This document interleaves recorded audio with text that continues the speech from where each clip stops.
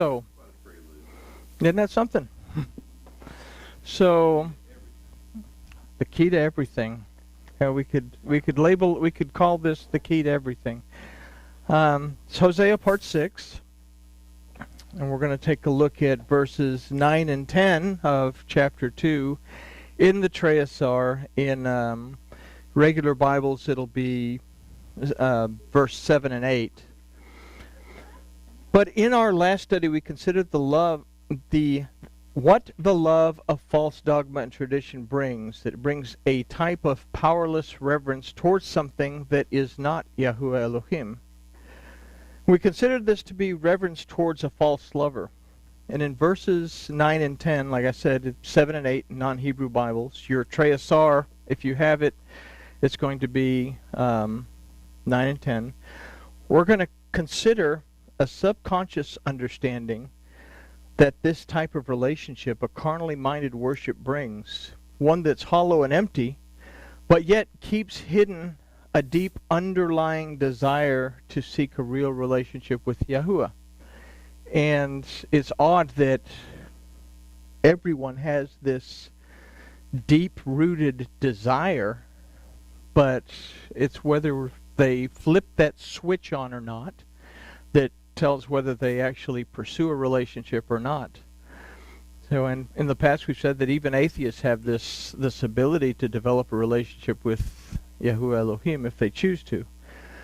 But verse 9 begins, "And she shall run after her lovers, but she shall not overtake them.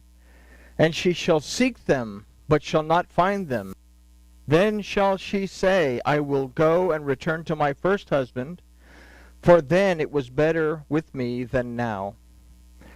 And if we know the history, we can kind of read into that kind of sort of what this is getting to.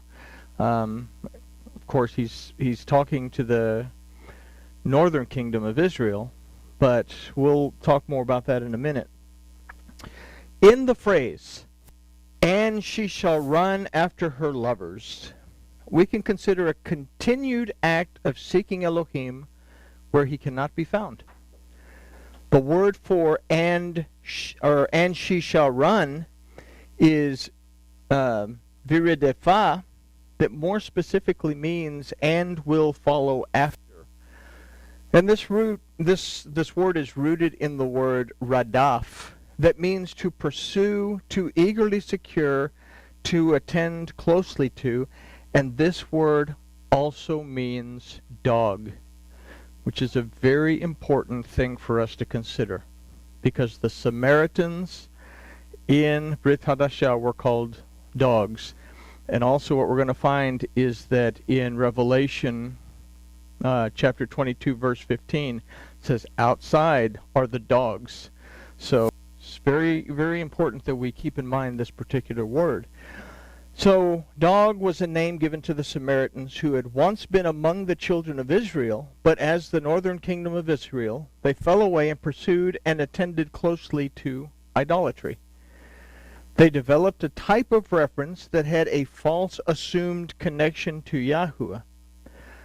So here we can pose a very serious and personal question. In any aspect of my relationship with Yahuwah Elohim, am I going the way, am I pursuing and attending closely to the way of the Samaritans? Now the word for her lovers is me'ahavecha, that comes from the root ahava, that's specific to human love. We remember last time we talked about aharam, that is a deep, compassionate love that's more from Elohim's point of view, but achava is more of a human type of love, and this type of love is rooted to the human appetite for things such as food, but it also is an appetite for wisdom. This is a carnally minded type of love. Now, if we consider that we're looking at her lovers, then we can consider an idea of a carnal spirit that is seeking wisdom. A carnal spirit that is seeking wisdom. And that is that leads us to a problem, is when we seek wisdom according to the Torah in concrete terms, what we get are concrete results. We get ideas that come superficially from what we read, but we don't go any deeper into the language of Elohim, then we miss a lot of what is actually being said. And this is a very important thing.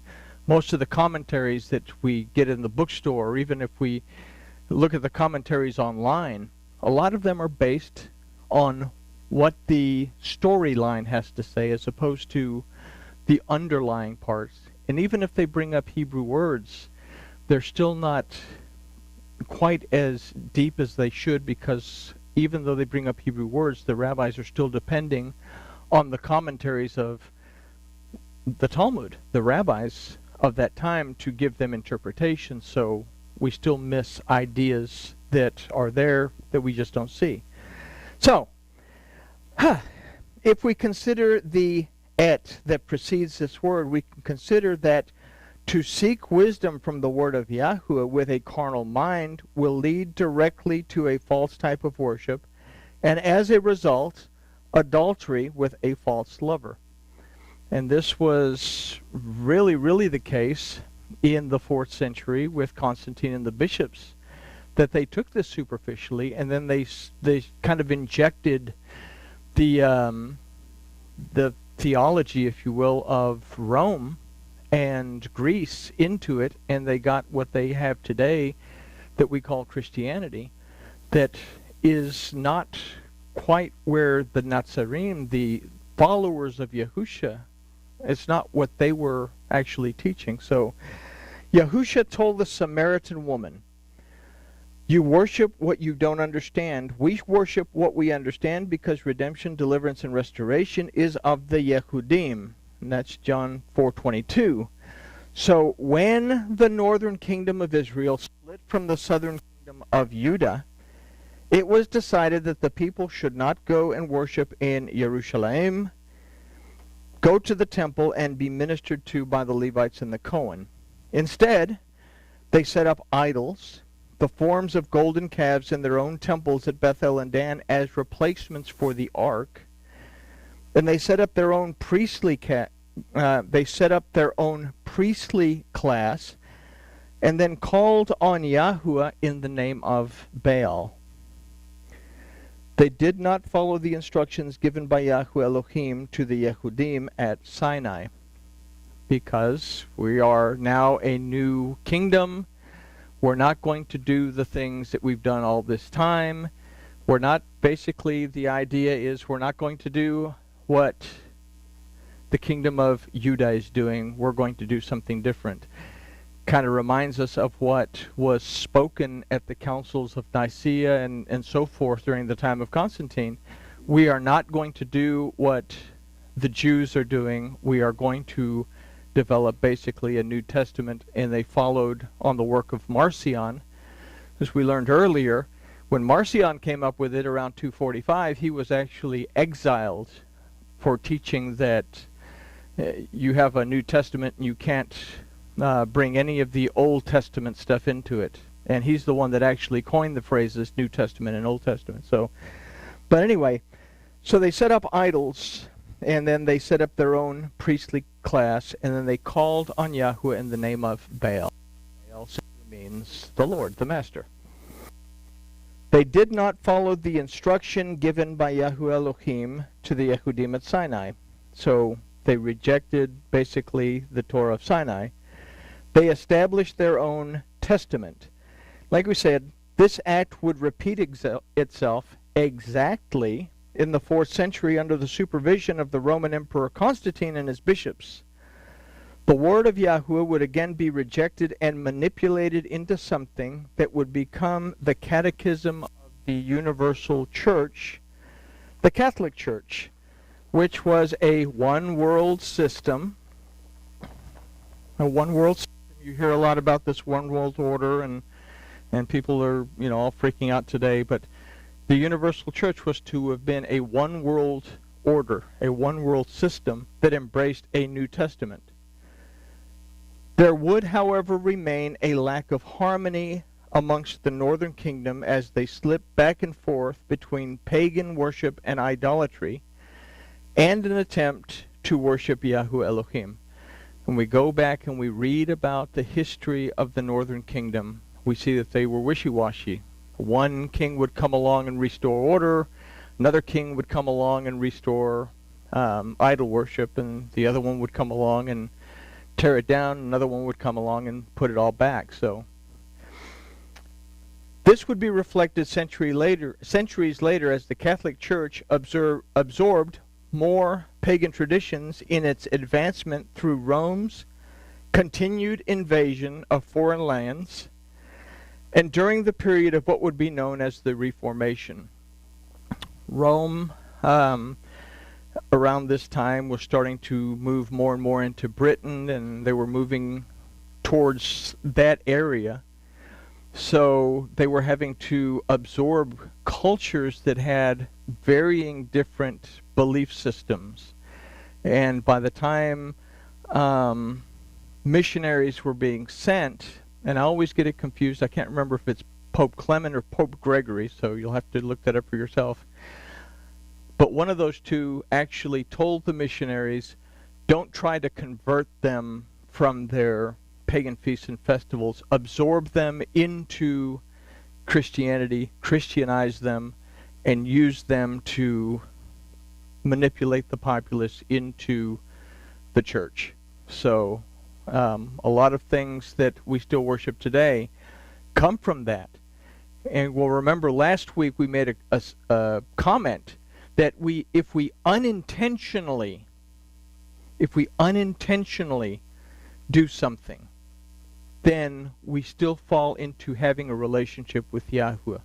Because once it's revealed to us, we have to make the choice as to whether to make teshuvah or not. But if we intentionally keep on to something that we shouldn't keep on to, then it's not true worship, and then we're basically falling into the same trap that it's talking about here. Glad I got that off my chest. Okay. So, again, this would be reflected century later as the Catholic Church absorbed more traditions through the advancement of Rome. Now, the Reformation, we talk about the Reformation and all this stuff, and the development of Protestantism and all this wonderful stuff that happened, really didn't reform a whole lot.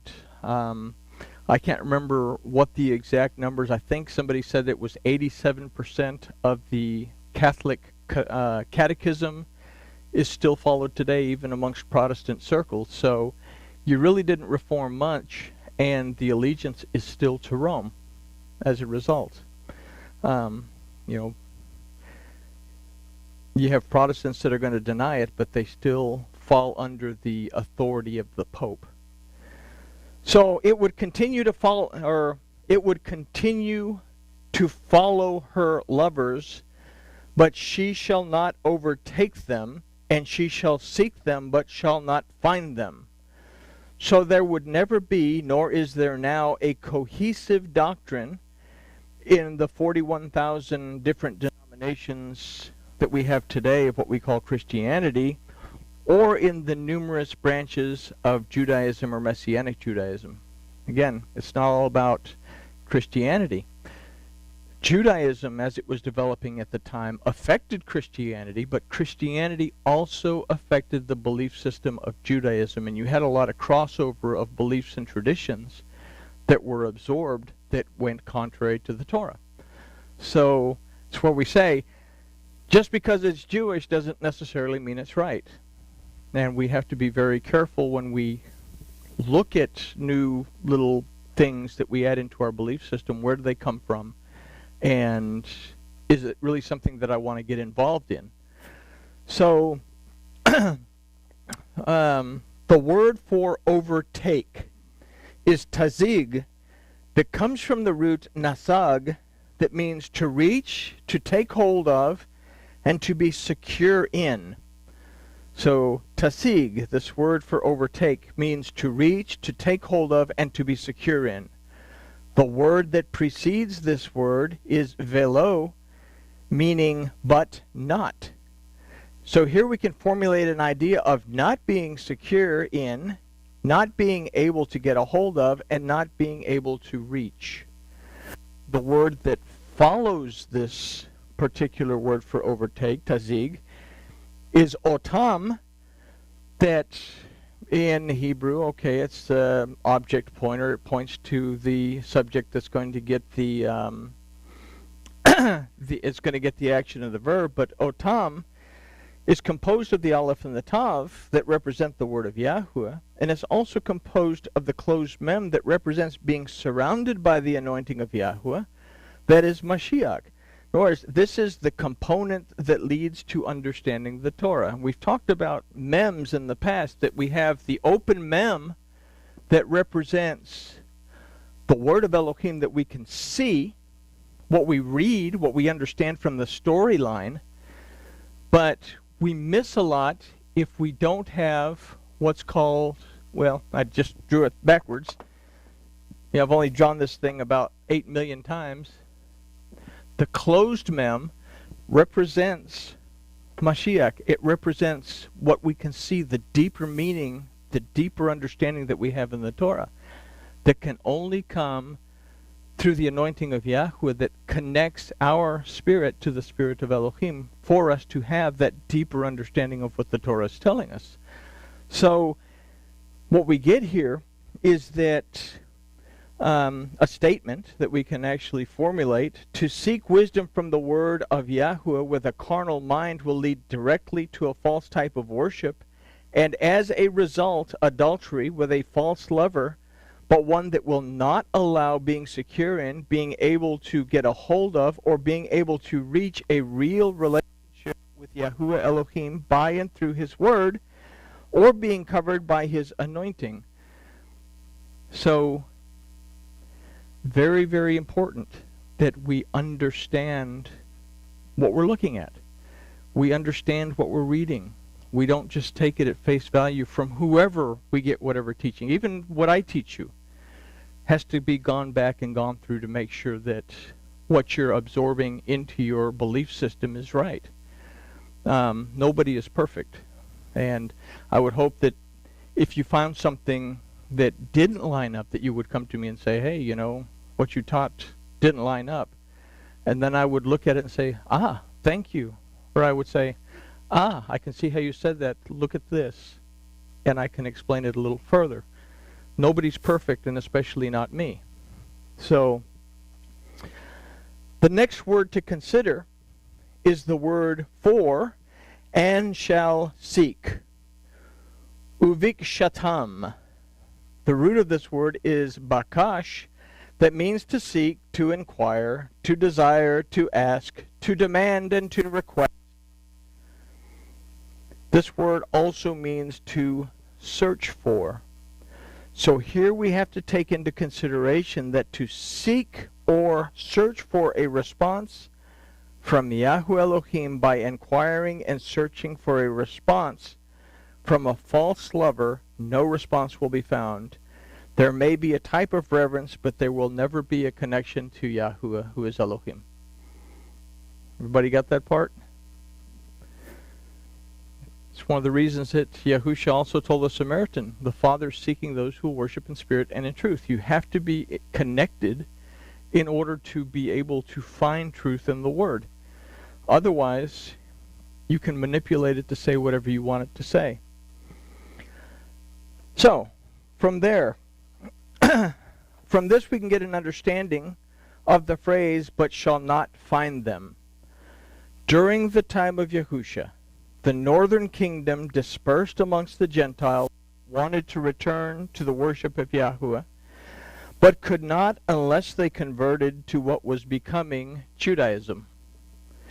In other words, the southern tribe of Judah, the Yehudim, would not allow what was basically Gentiles. They considered even the people who were actually descendants of the northern tribe, they were still considered Gentiles.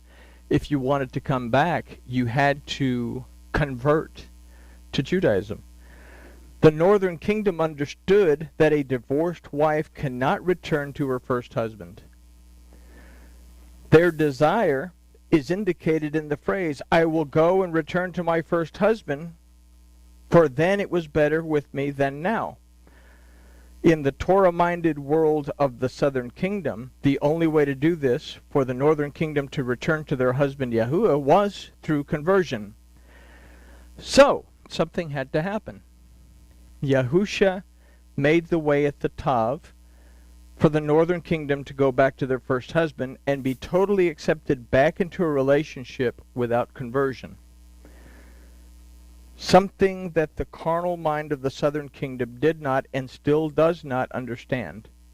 So today one can make teshuvah and leave false dogma and tradition behind and return to a relationship with Yahuwah Elohim because of the act of compassion that was accomplished by Yahushua at the Tav. To not do so results in remaining outside of the gate as referenced in Revelation 22:15, for outside are the dogs. Now, here is a can of worms, that this was not and is not about the redemption and deliverance from sins. We want to make this a blanket, that it forgives all the sins. In the Torah and in the prophets, in the kings, in the chronicles, you read over and over and over that if you make teshuvah, you will be forgiven.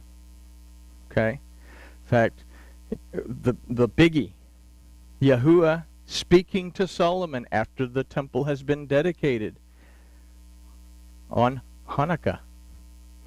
He says, if my people who will call upon my name will humble themselves and pray, I'll hear them and I will forgive them. So, it wasn't the blood of Yahushua that was necessary for the forgiveness of sins, but it was necessary for the forgiveness of a single sin. And it was about being redeemed, delivered, and restored from the single sin of adultery and idolatry. Before teshuvah can be made, an awakening has to take place. For us to be reconciled to Elohim as either the northern tribe or the people that resided amongst them, Yahushua had to die. The husband had to die in order for the wife to be able to go back to that household. So here we have something that an awakening has to take place. Ooh, that sounds all mystical. This awakening is to turn the page. This awakening is the fact that Yahuwah is Elohim. This is and must be an individual awakening, as people can only come out of the harlot Babylon by individual choice.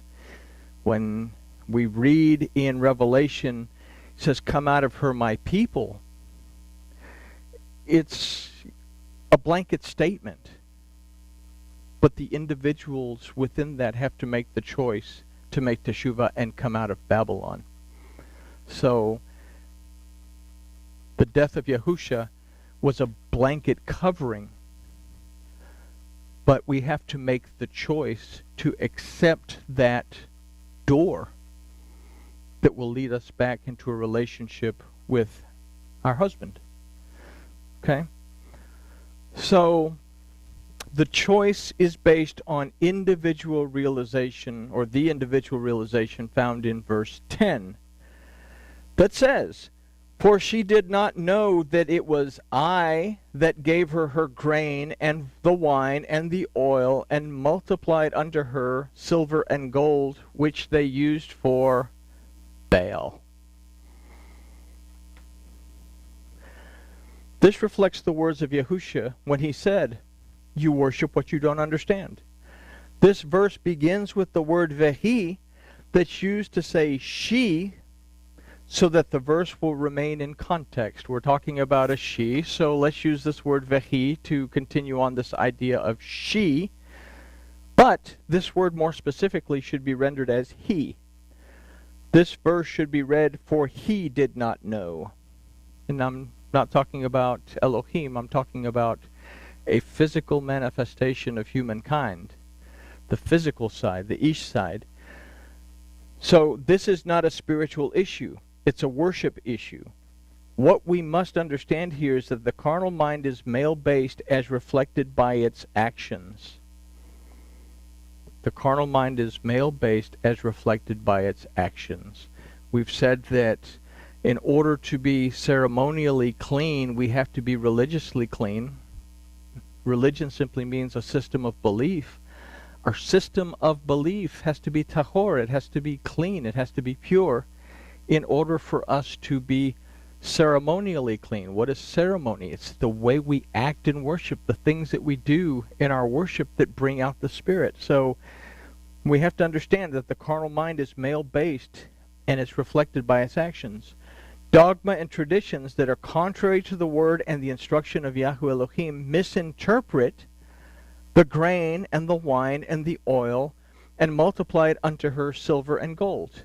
In other words, it misinterprets the word, the blessings, the truth of the word, and the redemption and the anointing that comes from Yahweh. The word for multiplied is hirbeti, that also means, from the root rabbah, to become great or to become many. So in this we have a choice, like everything else, to accept the great redemption and the restoration of Yahweh by and through his word and anointing, or to seek a false redemption by and through the many or numerous false dogmas and traditions of the harlot Babylon. The word of Yahweh is perverted and then misused in the worship of Baal. The phrase, "he did not know," remains a carnally minded idea from the words lo yadaki. Lo means not. Ki means assuredly or in truth. And the word yada means to know, but it's the root of the word Torah. And we consider this phrase to illustrate to not know the truth of the Torah. False worship based on false dogma and tradition is not and does not yield a true spiritual connection. If we have a system of belief that is saying that Old Testament is done away with, that we are in a New Testament, then we are missing all of the instruction of Elohim that we are to actually keep and follow, that we're to protect. And it goes back, we've used Romans 10:4, I hope it is, where King Jimmy and most of our English-based Bibles will tell us that Christ is the end of the law to righteousness for those who believe. But literally what that says in Aramaic and Hebrew is that Hamashiach, the anointing of Yahweh, is the goal to righteousness for those who believe. So we cannot make the mark if we don't have the bow in order to shoot the arrow straight. So it's something to keep in mind that we have to have the instruction of Elohim that's contained in that, what they call that Old Testament. We have to have that instruction that there is really no New Testament. It's all one single covenant. Simply the word in Jeremiah 31 is actually Hadashah, that has been misinterpreted as I will give them a New Testament, or I will give them a new covenant. Hadashah means I will restore, I will renew, I will update their covenant. And we have Brit Hadashah, that means a restored, updated covenant. We have a constitution in the United States of America. When we update it, we add an amendment. And it's like we talked about a couple of weeks back. The covenant is the same as the original covenant that was given. We are placed in the garden. We are to find our way in a relationship with the garden, take care of the garden, take care of that relationship. We are to name the animals. We are to be able to understand the things of Yahweh Elohim. We're to eat from the tree of life and avoid the tree of the knowledge of good and evil. And then throughout, it's always been the same thing. Abraham, Isaac, Jacob all had the same idea, but it was expounded as it went. And when it came to Sinai, when the Torah was given, basically a huge instruction on exactly how to do that was given. And Yahusha said,